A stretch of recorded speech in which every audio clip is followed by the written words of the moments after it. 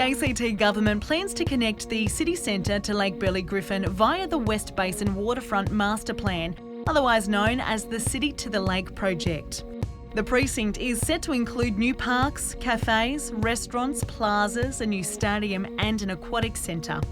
Concerned that the government is opening another project whilst CBD land values continue to decline, Canberra CBD Limited has argued that the project be delayed, suggesting that without proper consideration to how the city and lake actually connect, the project risks becoming an island of decay.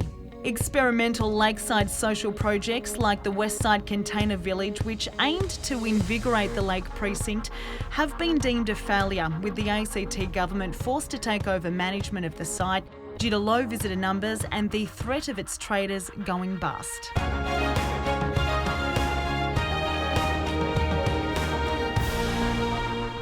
Hello and thank you for watching. This is Capital Inc. My name's Chris Kimball. It's great to be with you here from Newcast Studios at Lonsdale Street in Braddon. I've got some great journalists joining me this week.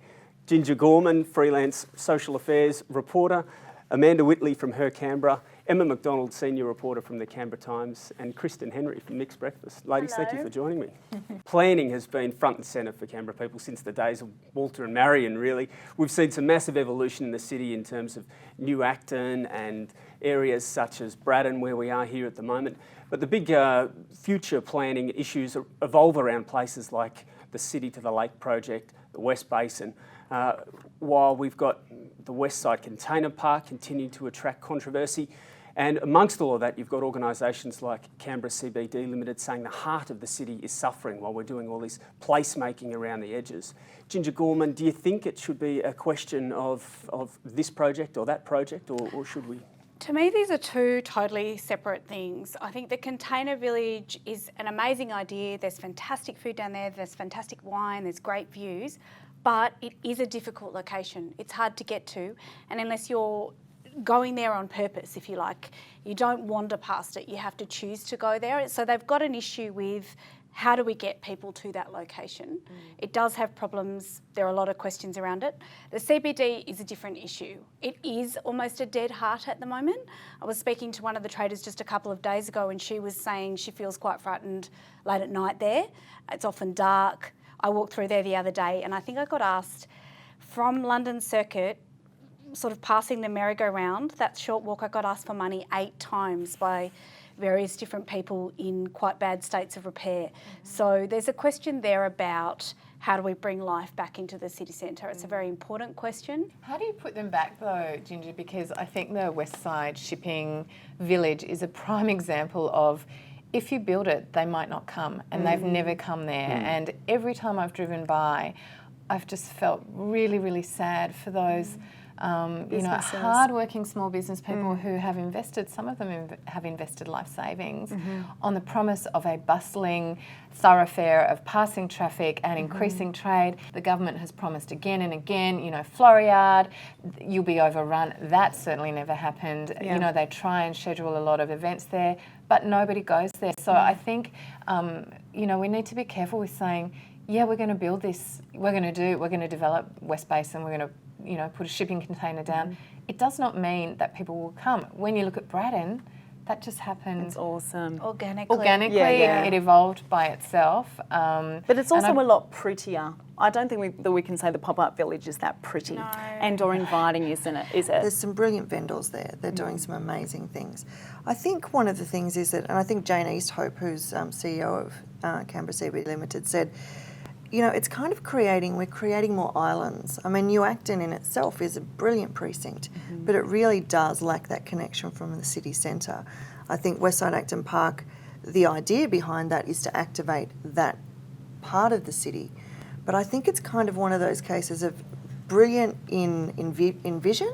I think when we all saw the drawings, we were like, oh my God, this is going to be amazing. Yeah. It's just, it's really hasn't, I guess, lived up to its potential in terms of execution. I'm not quite sure how it's actually going to come back from that. I'm excited about City to the Lake. I'm excited about hearing more details about this aquatic facility.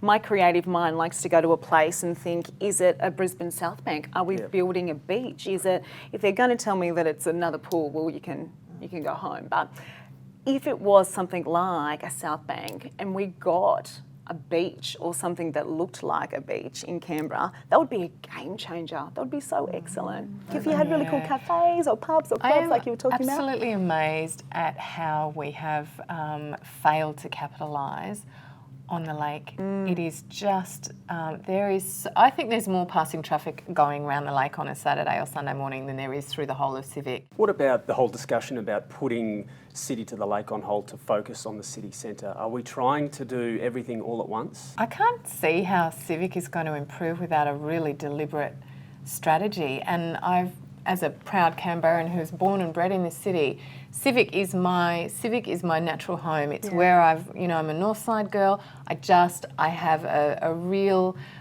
soft spot for the city, and I have watched it just die, shrivel up around the edges. I don't often take my kids through Civic, and it's not how I grew up as a child, where the merry-go-round was, a really exciting place to be. It's just deserted most days. It really, there are some issues around and it's threatening. It can be threatening. Yeah. I'm not a person that gets easily scared, but after the 8th person had kind of loomed at me asking for money, I started feeling, this isn't a very comfortable thing that I'm doing here. It's lost and also the thing I thought was, there's a reason that I don't come into Civic, and here it is. Is this a natural consequence of these good things that we're all talking about? Like, this is fantastic, Brad, and New Acton's fantastic, but is there a natural cost of that you're pulling people out of the city? Is that? I feel like the Canberra Centre is a little bit to blame. It's so easy to get in when it's in the heart of winter in Canberra, get into your car, park underneath, shop in the Canberra Centre, and you don't have to go outside. I think we need to be asking ourselves, how do we get people outside? Do we get some fancy pants stores, your Louis Vuittons or your, like those big draw cards to get people out of the Canberra Centre? I can't see Louis Vuitton coming to Garema Place Wouldn't it be anytime lovely though? soon. If we Well, could it would be I've lovely. been hanging out for it, to be honest. I think that they have done a really good job on the Shareway, that road. At first, when it was getting developed and it was all blocked off, I thought, here we go again. And now that it's here, I love that the traffic slows. I love that people can walk across. I think it really has met the brief of making it a friendly place to come out. You haven't run anyone over in the Shareway? No, I've given it a few bumps. A good go? Yeah.